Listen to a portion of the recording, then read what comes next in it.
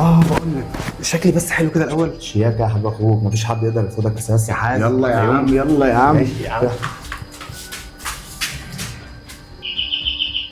مين ده؟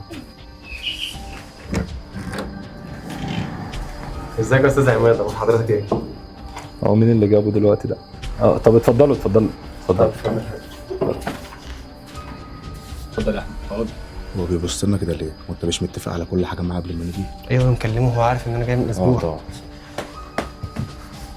بص يا احمد، انا هاجي لك دغري. انا كده كده اختي جالها عريس، والمفروض ان انت عارف كل شيء اسمه نصيب. تمام؟ والعريس مبسوط جدا ومستوى عالي، وانا دخلتك هنا انت واخوك عشان كرم الضيافه بس، واظن انت عارف الباب منين. عريس ايه اللي بتتكلم عنه؟ انا مكلمك من اسبوع بالظبط، يعني انا متفق معاك على كل حاجه وانا تعبت عشان اجيب الذهب ده، هو ايه اللي اتغير؟ انا اقول لك ايه اللي اتغير، هو عايز يجوزني اخو صاحبه عشان يكبر المصنع بتاعه، وانا يا عماد غير احمد مش عايزه، ولو مش عاجبك اقتلني.